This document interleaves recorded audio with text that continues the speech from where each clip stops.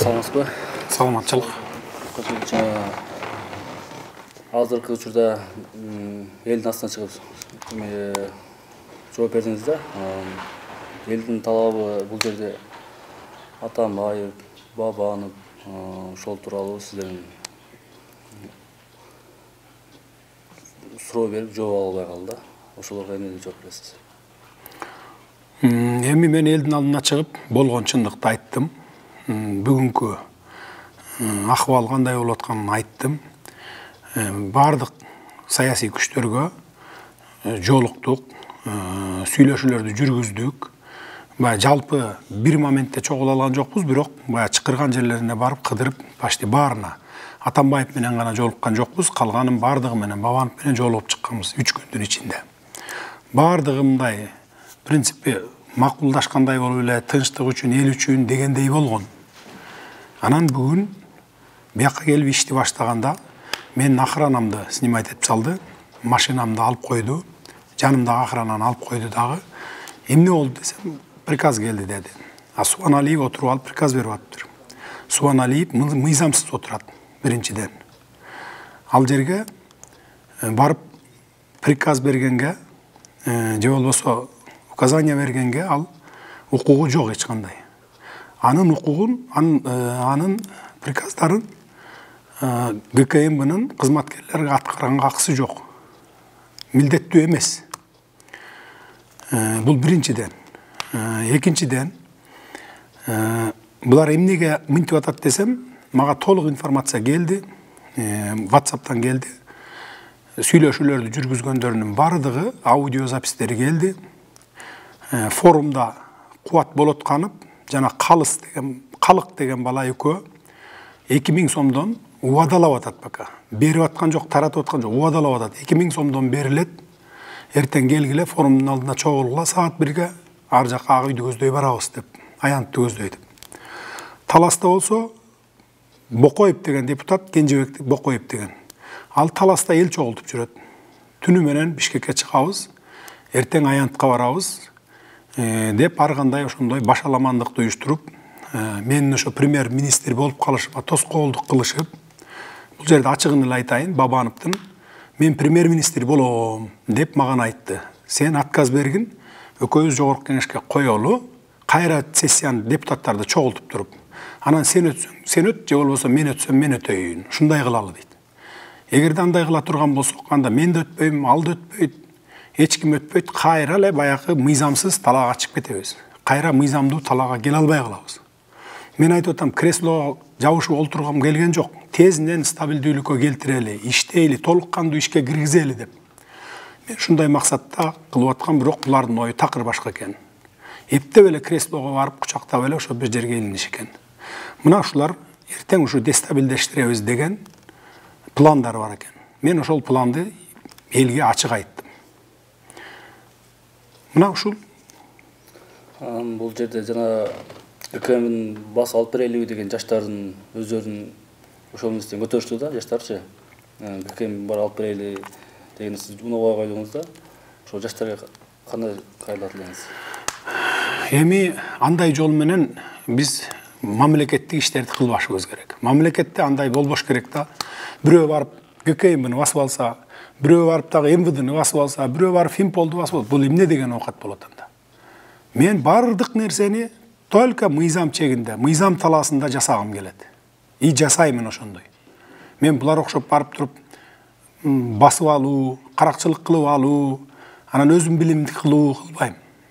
Эгерде менин оюм президенттик кресло же ушу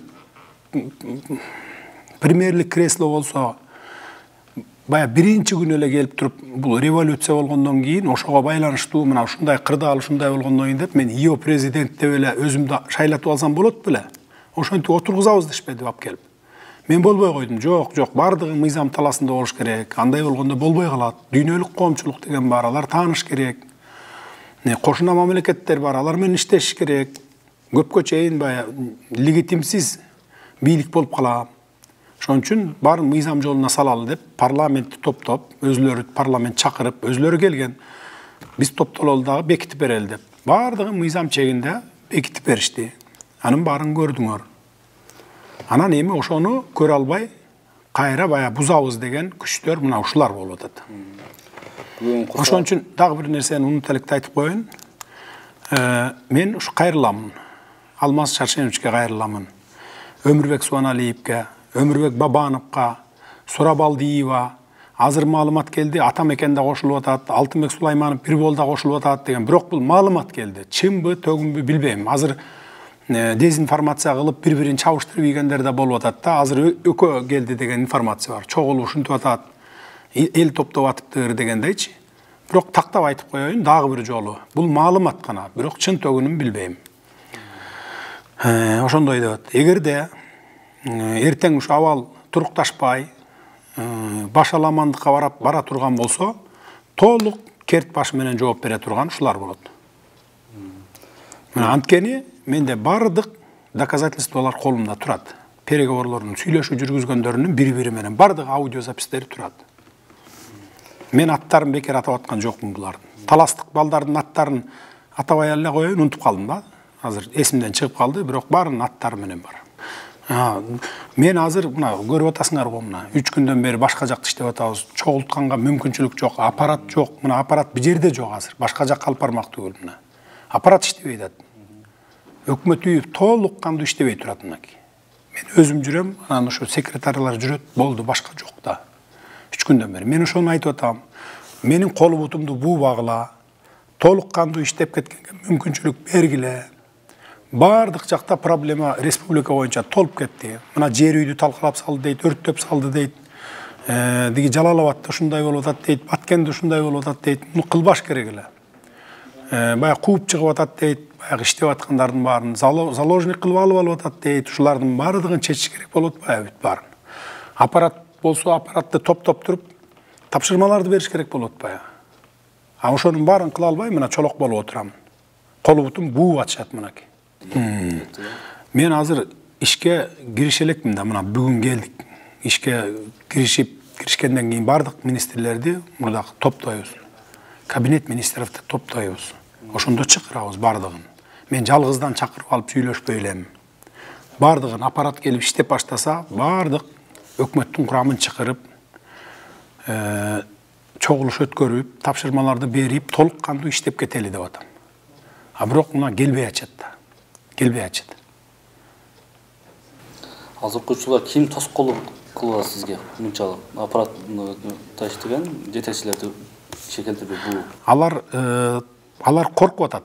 Эл турат экен, талпа турат экен, анан тиги Атамбаев мынча киши менен форумдан түшөт экен, Атамекен тигинче киши менен Элвира Сурабалдиева тияктан түшөт экен, анан тиги Бабановтар бияктан келет экен деген ушул информациялар баарын эле жетип атат да. Анан ошон үчүн ошондон коркуп, башаламандык болуп кетсе, бир баягы жаракат алып калбайлы деген коркунуч менен келип атат. Мени мындай тааныбайбыз деген эмес. Бардыгы эле чалып сүйлөшүп атат, ошентип бирок коркуп атышат бияка келгенде. Азыркы учурда Борбор площадьта экинчи тараптан митинг уюштуруп, кандидаттар сүйлөшүп атат, жөнөкөй элдер сүйлөшүп атат.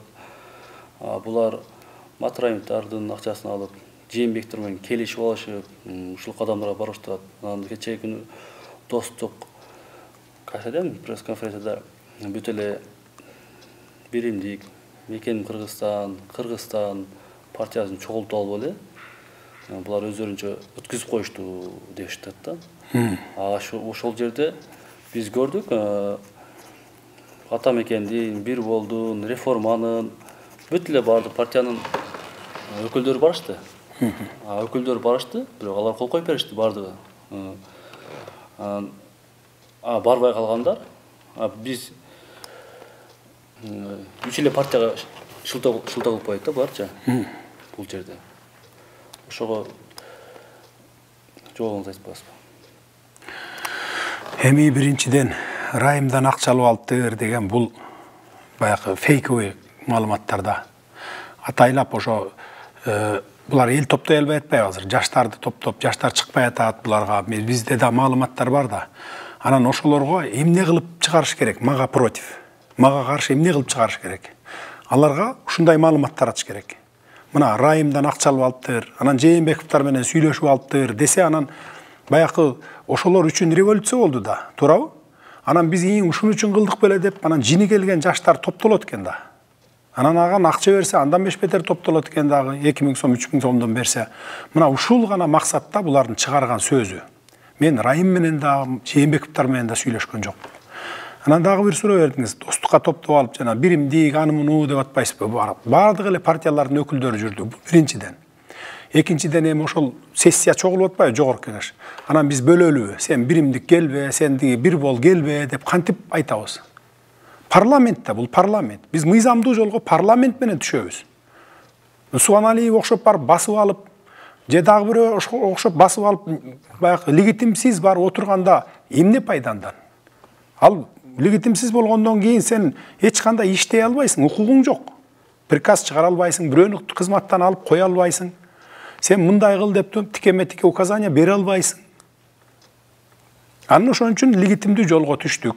Бардык парламент аркылуу түштүк мынакей. Анан ал жерде бая мыйзам таласына келишибиз керек да. Мен только мыйзам таласы менен кетип атам. Алар окшоп бая басып алып, эптеп бая бийлик алып, креслого жабышып отуруп калайын деген жокмун. Мына ал эми билбейм, мен таң калам. Мен карапайым калкка, ушу жаштарга, мына жаштар да ошентип айтып атат да көбүнчө, анан биримдик жүрдү. А эгер биримдик катышпаса, кворум болбойт, сессия да болбойт анда. Анда мен да бекибейт болчумун. Эгерде сен биримдиксиң деп, ал жерде эми бөлбөш керек болчу да, бөлбөш керек мына. Бул жерде азыр биз эскини унутуп туруп эле жаңы тез аранын ичинде кирип кетишибиз керек да. Иштеп кетишибиз керек мына. Эми андай эмелерди токтотуш керек. Бул ушак сөз. Эмне үчүн биз массалык маалымат каражаттарынан утулуп атабыз? Буларда акча кудай ургандай көп экен. Миллиардтар бар экен. Андан сырткары эми өзүңөр билесиңер, мамлекетте кандай чоң ишканалар бар, миллиард бюджети бар ишканалар бар. Ошолордун дагы жетекчилери жардам берип атат экен буларга. Журналисттерди жалдап берип атыптыр. Баягы кыйын тың журналисттери күчтүү сайттарды жалдап, акча төлөп, ушуларга против иштеп берди. Анан ушуларды чыгарып атпайбы? Райым менен акча алып алыптыр, анан Жээнбековдор менен эме келишип алыптыр, Райымдар менен келишип алыптыр депчи. Ошолор таратып атат. Менин журналисттерге бир 10 000 доллар, 20 000 доллардан акча берип, мени мактап, мени диги ушинт дегендей менин акчам жок бере турган. Мени карапайым калк, ошо соцсеттеги түшүнгөн элдер колдоп атат. А тигилер болсо тескерисинче кылып атат, ушундай маалыматтарды таратыпчы. Анан Жээнбеков боюнча, президент боюнча так айтып коеюн. Эгерде ал азыр өзүнүн арызын жазып бербесе, анда ал кетпейт, президент болуп тура берет. Ошон үчүн ал өзүнүн арызын жазып бериш керек азыр. Берем дептир, бир депутаттан айттырыптыр бүгүн. Мен өзүмдүн арызымды жазып берип эле кетейин деп. Ошол эң тез жолу, анан эң туура жолу ошол болот. А эгерде импичмент менен кетиребиз десе, анда 80 депутаттан кем эмес депутаттын добушу болуш керек. Анан депутаттар эле кетирип кое албайт аны. 40-тан кем эмес депутаттын сунушу менен кирет, анан Ген прокуратура текшерет, анан кайра келет деген ушундай эмелер бар да. Абдан көп татаал жолдор бар. А эң оңой жолу өзүнүн арызы менен кетиши. Мен айттым, пожалуйста, жазып берсин, өзүнүн арызы менен кетсин. Баягы мындай толук кандуу бийлик иштеп кетиш керек деп. Мына ушундай эле, ушул эле мен болгондой айтып атам. Анан дагы бир жолу жаштардан өтүнөмүн. Ошол акча алып алып, эртең чыга турган жаштарга ушулардын акчасына алданып алып чыкпагыла. Булар силерди курал катары колдонуп атат жаштарды. Курал катары колдонуп атат. А силер эмне болуп кетерин билбейсиңер. Жооп берип кала турган, керт башы менен жооп берип кала турган ошолор болот.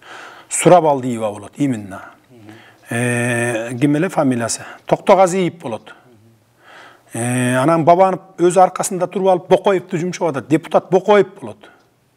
Полный жоопкерчиликти мойнуна ушулар алат. Эгер дестабилизация болуп, биякта да жаштар туруп атпайбы митингде. Эки жак кагылышып кетип, же болбосо ушул жерде бирин-бири сайып, бирөө өлүп, же болбосо немеде турган болсо, толук жоопкерчиликти мойнуна ушуларга илебиз.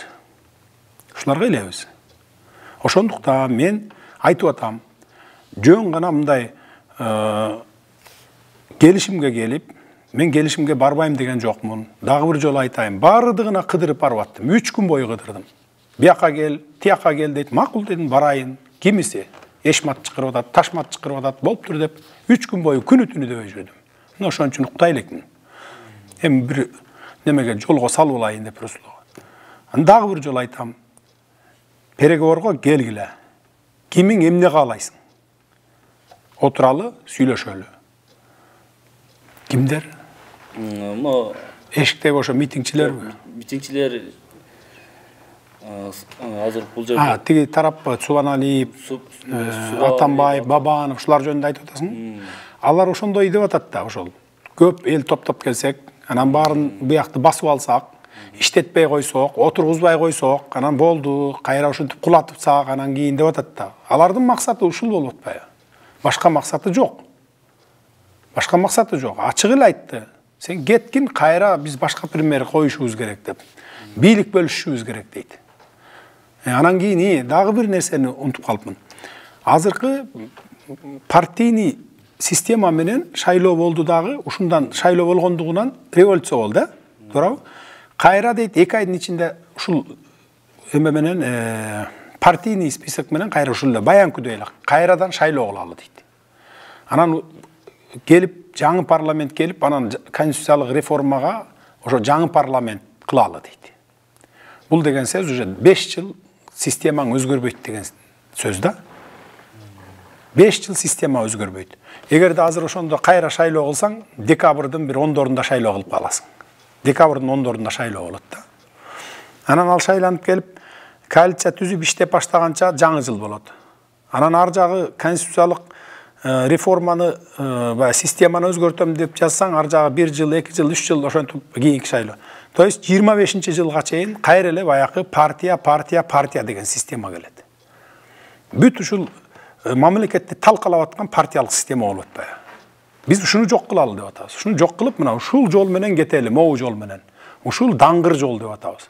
А булар жок, бир баягы тупиковый жолду эле айтып атат да. Барып эле такалып эле стенаны сүзө берген жолду, экономика өспөй эле түшө берген, анан ар бири мамлекетти 3кө бөлүп алып, 3 коалиция, 3 фракция баягы коалиция түшсө, ошол мамлекетти 3кө бөлүп алып, бул менин кадрым коем, бияка сенин кадрың кой, бул меники деп эле ушинтип эле талаш тартышпай, 3 жака баягы одеял тартышып эле бири-бирине.